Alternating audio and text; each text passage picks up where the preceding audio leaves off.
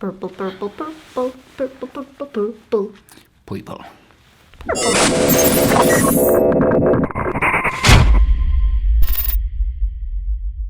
Welcome back to episode 6. Hi! 6? Who I knows? don't know. Episode something of The Outspoken with Eric Shepard, and increasingly often Lindsay Shepherd! Lindsay Shepard for some reason. There may be another Shepard in here later because the baby's sleeping, and we're going to try not to wake her.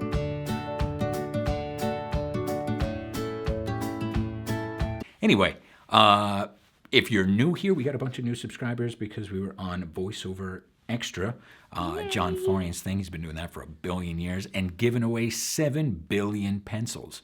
Yeah, love them. So anyway, if you're new, welcome to The Outspoken. And here's the deal. You ask questions, you put them in the comments below, and we answer them. It's pretty easy and simple. And we've got 3 today. Hit me. Dave DeAndrea asks, how much of the work booked through VTP is based on the client hearing the talent's demos versus the client wanting to hear custom auditions? It's custom, mostly. I mean, we book some off of the website. I'm a little crazy about the website. I always want it to look clean and Crazy. in general, but just I want it to be easy to navigate, so that clients could get in there and find what they want. And fairly often they tell us that they just book somebody off the website. We have some clients, which is awesome, that they just send their clients to the website and they say, take a listen, and then we get an email, or they, can they record on Wednesday? Yeah, sure. And that's that, and that's always nice and simple. And we submit demos as well. Sometimes it's rare, but sometimes they don't want custom auditions. They say just send us some demos, and then we'll make some choices from there. But for the most part, it's auditions. Even if we submit a demo and they like it, or we submit a couple demos, they'll say, okay, we liked X, Y, and Z. Can we get a custom read from them? And they're going to make their choices then, especially if it's a bigger project, for them to just kind of book you a little bit sight unseen, because they understand some of these things could be old, or obviously that's your A stuff that you put on your demo. They just like to make you work. Yeah, I mean really, you got to be in it to win it. And there's a lot of talent. And they just say, well, I never book from auditions, and I don't want to do auditions. And, I did so many auditions in the past year, and I kept a record of it, and all of my work came from elsewhere. And, listen, if you think you suck at auditions, don't do them. But such a huge percentage of the work is going to be audition-based. So, you got to be in it to win it, Auditions are the pop quiz of VO. Really? Did you just coin that? I totally did. Wow. That is mine. Yes, it's the reason I keep her around. Cute. What else do we have? Okay, Dan Bolivar asks, now that you've done this for decades, how often would you say trends change enough to merit creating a new commercial demo? It's tough to say. Big trends, stuff like conversational. When everything went conversational, I'm super old school, like he said, decades, sadly.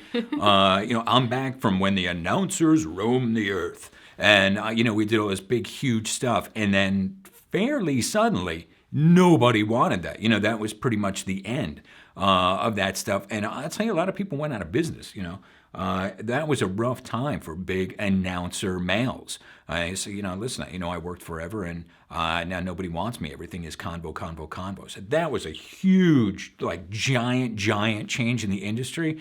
But usually those types of huge changes like that are glacial. They don't happen very often, and when they do, they stick around for a bit. But there's kind of mini trends that happen. Right now, it's kind of the imperfect read everybody wants. Yeah. Don't sound like a voiceover person. Yeah, big. Females, too, have been doing a lot more lately. I thought it was going to be like the next mini trend, hopefully the big trend, where older women were getting more stuff, which was great, because for a while it was nobody would even touch it, So that seemed cool, but I'm still kind of seeing how that's playing out. Vocal fry. For chicks to go and do your fry. She does fry all that.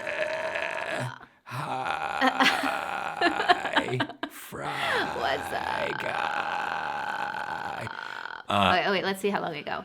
I'm gonna speed up this part of the video. It's annoying. I mean, it's really, that's, and I don't see that lasting. That's not going to be a thing like Conversation where it's going to go on and on forever. When they cancel the Kardashians. Yeah, exactly. I mean, that, mini trend. We used to see John Krasinski. It was like every day there'd be like 17 auditions, and that's all they wanted. So, and now we don't really see him too much anymore in the audition. So check your auditions and check the references. And that kind of gives you an idea of what people want now, or at least what they think they want. We see a lot of Matthew McConaughey lately. A lot of Scarlett. Yeah, Scarlett. Yeah, I'd like to see a lot of Scarlett. Jennifer Lawrence. Yeah. She gets a little kind of fry too. That one. Yeah, who else? I don't know. But it's, they change. You'll see the same names forever and ever. Mike Rowe used to be like, oh my God, it would be like, Mike, let somebody else work, for God's sake. He had like 17 shows at the time. But I honestly don't remember the last time that somebody asked for Mike Rowe. And that was on, every other audition up until, maybe a year ago. So that's going to show you kind of the mini trends that are happening. And perhaps, if you change your demo every time there's some little thing that's kind of hot, you're going to be changing your demo a lot, If it's not booking and you're really seeing stuff being asked for, and you're booking them through auditions, that's when you want to change it. When you say, all right, there's a new trend, and man, I can do this. I could pull out this nonsense, this stupid thing that they're asking for all the time now. They want McConaughey. All right, I could do this amazing McConaughey. Then you might want to, maybe not do a whole redo, but maybe slap that on the front or something. If that's your money read. But otherwise, big changes usually take forever. Yeah. Yeah. Yeah. All right, what do we got? Got one more. Okay, Heather Costa. Yeah, we get frequent flyers. I know, right? We need new subs. Okay, so she wants to know, subs. When you're submitting multiple takes on an audition, should the one closest to the specs be first and your more unique and adventurous take be second, or vice versa? What would have the best chance of them listening to the second take? That sucks. It's tough. That one is really, it's difficult. There's no like. That was my coin flip. Yeah, roll the dice. It's not. It is. It's a crapshoot. It's really up to you. It's a matter of what is strongest. If you want to stay on the safe side, you're probably going to want to go with what their direction is. Now, that's not to say that what their direction is what they hire. I think almost most of the time it's not. But they do have something in mind that they're listening for. I think if they heard that first thing and it was completely off the wall, they might be like, where did this person come from? I have no idea. But if you think you killed it, you just murdered that read and you did your own thing and, it was pretty wild and wacky.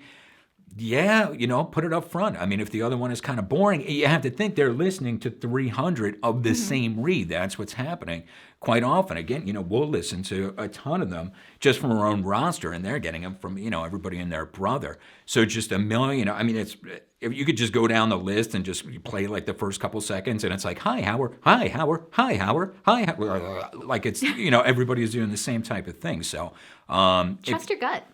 Yeah, but you had to kill it though, and you'll know it. You'll know. You'll know it. You'll be able to kind of hear that spot, be like, oh, that's going to be the one that's on TV. Yeah, it kind of like when you walk out of the booth even, you're like, oh, I did something crazy, but yeah, I think I just destroyed it. So if you killed it, put it up first. It depends on how brave you are, but it's such a crapshoot to begin with, even to get heard. So, if it was good, be brave, man. Put it up front. Who cares?